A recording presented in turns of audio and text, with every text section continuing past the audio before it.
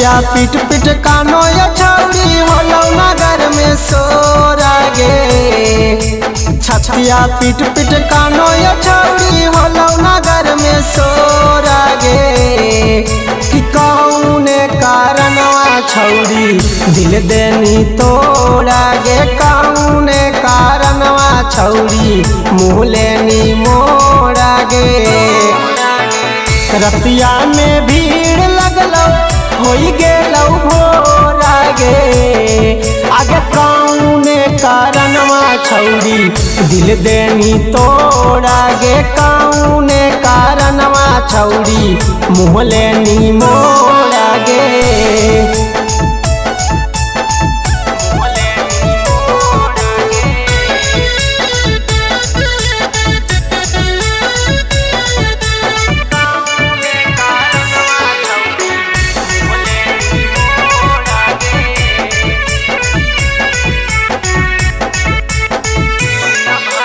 दिन भरा बीतो हालौ रतिया। कैसे रहबौ छौड़ी हम कैले बिना बातिया। हेगे करे जा दिन भरा बीतो हालौ रतिया। कैसे रहबौ छौड़ी हम कैले बिना बातिया।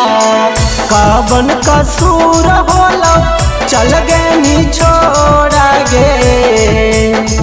कवन कसूर होलो चल गनी छोड़ा गे।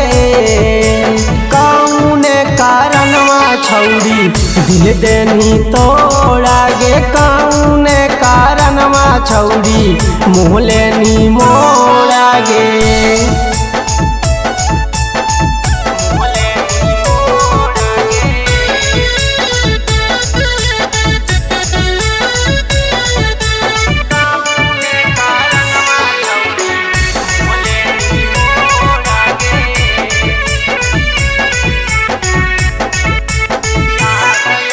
याद यही छौड़ी गे दिनो अउरी रतिया।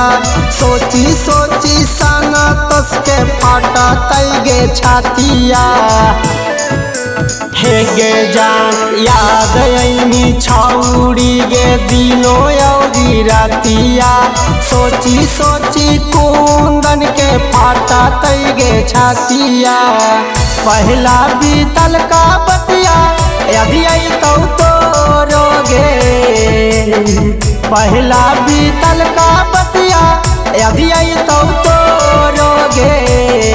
आगे कौने कारणवा छौड़ी दिल देनी तोड़ा गे। कौने कारणवा छौड़ी मुँह लेनी मोड़ा गे।